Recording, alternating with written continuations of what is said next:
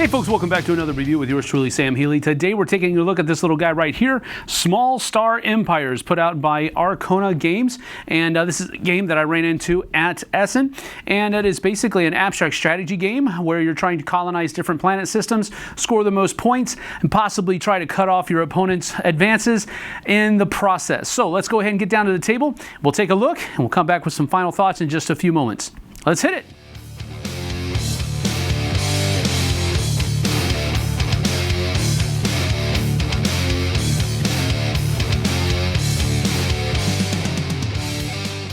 So here I have set up for you a 3-player game of Small Star Empires put out by Archona Games.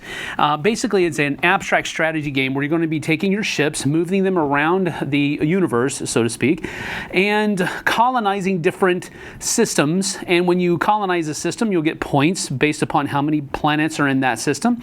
And you may get some nebula tokens and stuff like that, and that's going to score you points at the end of the game. But the basic game is very simple. You're simply going to, on your turn, move one of your ships as far as you want in a straight line. And wherever you end, if it has a planetary system in it, you're going to colonize that system by either using a city, which is a circular disc, or using a trade post, which is your cubes. Now, it doesn't matter which kind of colonization you do, both of them are going to get you points for the number of planets that are in that system. However, at the end of the game, your trade posts are going to get you additional points for every colony of your opponents that it is next to. Another way you're going to be getting points throughout the course of the basic game are these nebula tokens.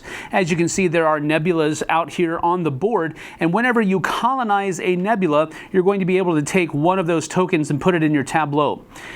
One token is worth 2 points at the end of the game. 2 tokens of the same kind are worth 5 points at the end of the game. And if you have all 3 of the same kind of nebula, it'll give you 8 points at the end of the game. Now, when you move one of your ships, you can move into any uncolonized system that is within your straight line of sight, meaning that you can't change directions at any point. So you can't do something like this. You can only go in a straight line all the way over as far as you can if you'd like to.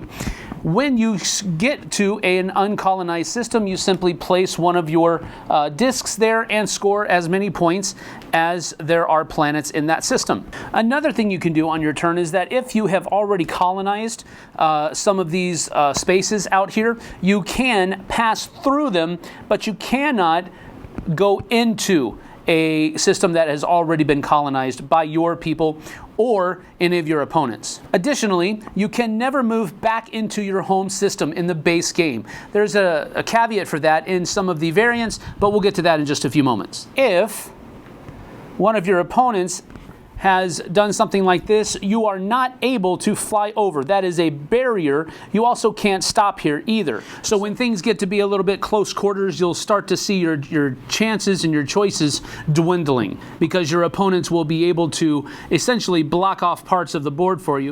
You can also colonize empty systems, but they just don't afford you any points for doing so. But you can use them to block your opponent's movement. When one person is not able to move any of their ships anymore, they're done for the game, but the game will continue until all players cannot move any of their ships any longer. And after that, we tally any extra points that are coming from nebulas, any points that may be coming from trade posts. Then there's also going to be a largest territory bonus of 3 points, and add them to your point track, and whoever has the most points is the winner. One of the variants that comes in the game are the unexplored systems variant, where these tiles are placed in the open systems that are on the board at the center of every tile. And when you move into a system that is unexplored, you have to stop and colonize there. But, for example, if I move in here, I'm going to flip that over and do whatever it says to do. Now, this one specifically is another race that I have run across. If I have any adjacent planets, or if one of my opponents have adjacent adjacent planets, they're going to be losing that colony, and then this spot is considered impassable. You cannot move through it or into it any longer. Other ones, let's say that I come here, that is an abandoned trade station. So when I land there, by the way, whenever you go into one of these, you have to colonize it with a city, not a trade post. But in this specific case, when you colonize that, it becomes a trade post at the end of the game. It's counted as one, as a matter of fact. Other things, if I come over here and flip this over, this is an asteroid field. So whenever you enter into this, your ship becomes damaged. It has to lay down on its side, and it can only move 2 spots. Additionally, damaged ships cannot go into any more of these unexplored systems, and this is the one caveat that I mentioned earlier about moving back into your home system. If a damaged ship limps back into your home system, then you're able to repair it and it's ready to go back out again. But this spot is also now impassable. You cannot fly through it or fly into it. Other kinds of things that are here is a multi-nebula, which means that if you colonize this, then at the end of the game, you will be able to allow this to count for whichever one of these you want it to count for, with the caveat being is that none of these can go over 3 tokens. Over here we have another asteroid field. Over here another asteroid field. Over here we have a refueling station, and what this basically means is that when you fly into it, you're able to colonize there just as normal. Oops, wrong color.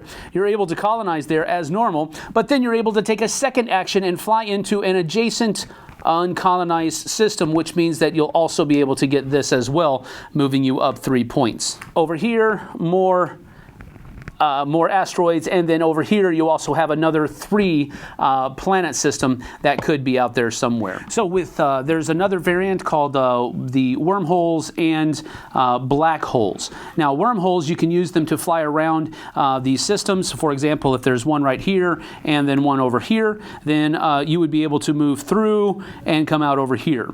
That's one way to use the wormholes.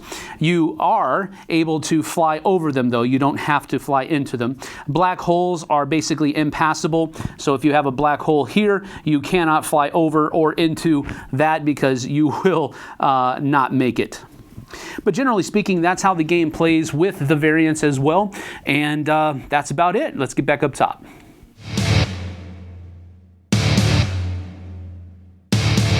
So that's about that for Small Star Empires from Archona Games. Now, of course, I didn't show you every little thing that comes in the box, although I did get pretty close because there's not a whole lot extra that's in the box. I didn't show you all of the different kinds of unexplored system tiles, so that's about the only thing I left out. But generally, you get the idea. It's just simply moving in a straight line, stopping, trying to cut off your opponent's ways, and trying to limit how much of the galaxy that they can get to, while with yourself, leaving yourself open to as many different possibilities as you can. Definitely just an abstract strategy game, not a whole lot else going on. There are a couple of expansions that are available for this game, and I'll be visiting those in the near future, but for right now we're just focusing on the base game. So let's get to some pros and cons. Now, my first pro of the game is that it does play very quickly, it does play very simply, and it does play very easily. There's not a whole lot to remember on what you can and cannot do on your turn, and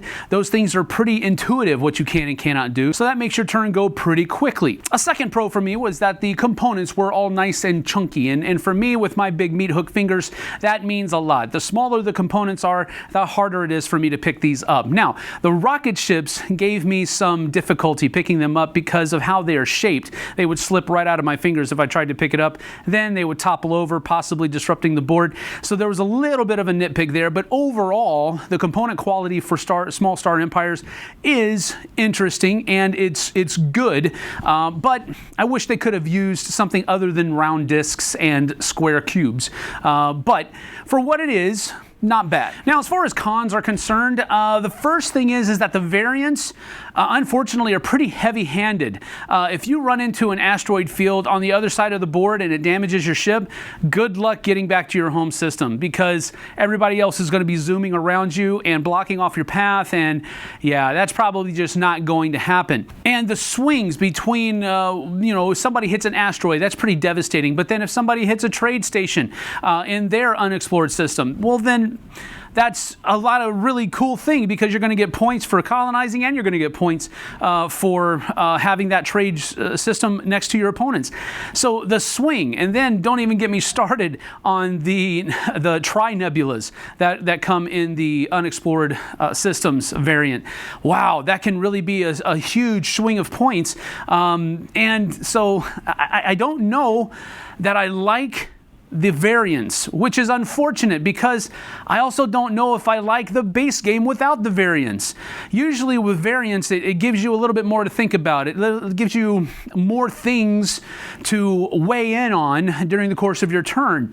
But this one is just kind of like almost a take that type of mechanism that is worked into as a variant for the base game, which isn't really fun for me. So the variants, unfortunately, was a con for me. I didn't like them. And then on top of that, that's further compounded by the fact that I don't know that I really like the base game that much because without the variant, it's just moving around a board and colonizing until you can't move anymore. And that doesn't seem like it's a whole lot of fun. So with all that being said, I only had 2 pros and 2 cons for the game. It's a small game, so that's probably why. But this is just a 5 out of 10 for me. It's neither here nor there. I'd probably play it if you wanted to, but I don't think I would ever want to play this and recommend it to somebody else, which is unfortunate because I think it's a neat idea. I think it's a good package. It's a small package. It's portable. It's mobile. But at the end of the day, it's not that fun for me. Now, you might be looking at this video and saying, wow, that looks really fun. It looks really interesting, all the different things you can do. Hey, more power to you. But for me, it's a 5 out of 10 because it's just average. Let's move on. So that's it for me, a 5 out of 10 for Small Empires. We'll see you guys and gals on the flip side. Take care now.